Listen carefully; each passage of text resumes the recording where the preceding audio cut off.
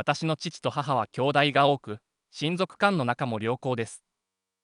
毎年正月は、父方兄弟の長男である叔父の家に親戚が集まっていましたが、コロナ禍で、ここ数年見合わせていました。今年は久しぶりに私の両親が、叔父の家へ行くというので、もう何年も顔を合わせていなかったので私も参加しました。その時、叔父と父と私で、おせち料理をつつきながら酒を飲んで話をする機会があったので、何か面白い話はないかなと、いろいろ聞いてみたところ、叔父がこんな話をしてくれました。叔父が小学校低学年くらいの年齢だった頃のことです。原因は忘れたそうですが、夕食時に叔父はひどくふてくされて、父母や兄弟が食事をとっている中、席にはつかず、壁際に立ったまま、ハンストを観光していました。すると、それまで黙っていた祖母が、いつまでもむくれていると、仁王様に頭をはたかれるよ。と言いました。その直後、叔父は後頭部をいきなりバチンと叩かれたのです。叔父は驚いて振り返りましたが、もちろんそこには誰もいません。家族は全員、食卓についているのです。その時、叔父の頭の中には、赤銅色の肌をした筋骨隆々の腕が天井からぬっと出てきて、叔父の後頭部を叩いた場面が生々しく浮かびました。叔父は慌てて食卓に着いたそうです。数日後、叔父は祖母になぜあんなことを言ったのか尋ねましたが、そんなことを言った覚えはないよ。と、きょとんとしていました。他の家族に聞いてもおばあちゃんは何も言ってないと答えました。あの時、むくれていた叔父がいきなり頭を押さえて、キョロキョロと周りを見回した後、怯えた表情で食卓に着いただけに見えたそうです。その話を一緒に聞いていた、叔父の弟である私の父は幼すぎて覚えていなかったのですが、確かにあの時、おばあちゃんはそう言ったし、仁王様に頭を叩かれたんだよ。それは間違いないんだ。そう言いながら叔父は白髪頭を撫でていました。それじゃ、あれは覚えているだろう。アマゾン山に行った時のことをさ。叔父は、先ほどの話を覚えていない父に酒を注ぎながら言いました。ああ、あれか。あれは覚えてるよ。父はうなずいて酒を一口すすります。何？アマゾン山って？尋ねる私に叔父は話し始めました。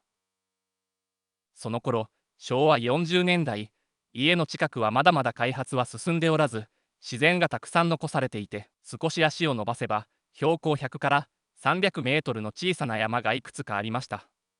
その中でも、一番標高が高く樹木が生い茂っている山がありました。開発が進んで今はなくなってしまって、正式な名称は分かりませんが、叔父たちはアマゾン山と呼んでいたそうです。叔父が10歳、父が8歳の時、近所の友達5、6人と連れ立って探検に行こうと計画しました。ただ、夕方から天気が崩れて大雨になる予報が出ていたので、それまでに帰ってくるようにと親に言われており、わかってるよ。と聞き流して、アマゾン山に向けて自転車で出発しました。現地に着くと、麓にある広場に自転車を止めて山に入りました。おもちゃの銃や探検を携え、メインのルートから外れて、わざわざ草やぶや道ならぬ道を分け入って進み、気分は前人未到のジャングルを探検する冒険家だったそうです。木に登ったり、大きな水たまりを湖に見立てて恐竜がいると騒いだり、ちょっとした段差を崖だと言ってロッククライミングのように登ったり、と夢中になって遊んで、時計を見ると時間が随分経っていました。時刻はさほど遅いわけではなかったのですが、雨雲が近づいていたためでしょう。厚い雲に太陽は隠されて、辺りはかなり薄暗くなっていました。親に早く帰るようにと言われていることもあり、そろそろ帰らなきゃと思いながらも、もう少し、あとちょっとだけ、と遊び続けていました。すると、急に周囲の空気が変わったような気がしました。それまで聞こえていた鳥の声や、風で揺れる木々や草の音も止んで、しんと静まり返ったそうです。なんか変じゃない？全員が異様な雰囲気に気づいて顔を見合わせた、まさにその時。お前たちは今すぐ帰らねばならない。というのぶとく、割れ金をつくような大声が聞こえたのです。それは空から降ってきたようにも、地中から湧き出してきたようにも思えました。エコーがかかったように、うわーん、と空気を震わせて、やがて静かになりました。なんだよ、今の。友達の一人が怯えた表情で辺りを見回しましたが、声の主はどこにも見当たりません。その時、おじの脳裏には、あの日の記憶がよみがえっていました。おばあちゃんの、仁王様にはたかれるよ、という言葉。後頭部に感じた衝撃。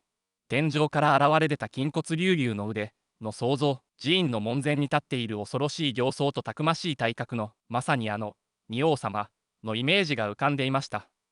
その仁王様が、帰れ、と言っている。おじはまだ遊び足りなさそうな友達をせかし、弟の父を追い立てるようにして麓まで下り、自転車を走らせて家路に着いたそうです。そして全員がそれぞれ自宅に着いたタイミングで、雷鳴が轟き、死のつく雨になりました。その翌日、人的被害こそありませんでしたが、豪雨で地盤が緩んだのか、アマゾン山の一部が地滑りを起こしたのだそうです。もしあのまま山の中で遊び続けて、それほどの雨に降られていたら、何か事故にでも遭っていたかもしれません。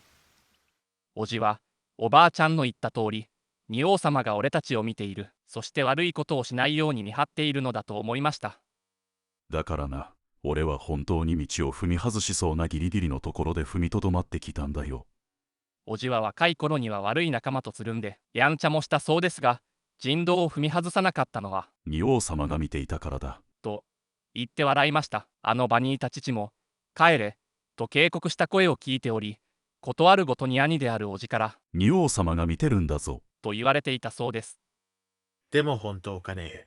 俺は叩かれたことなんて一回もないけど。父が首をかしげると、そりゃお前は俺と違って真面目でおとなしい良い子だったからな。と、おじに言われて苦笑していました。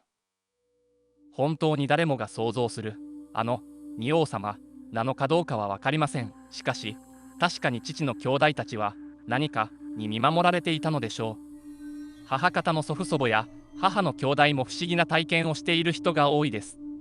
その血を引いている私と妹も霊感体質であることを考えると、姉は全くのゼロ感ですが、そういう家系血筋なのでしょう。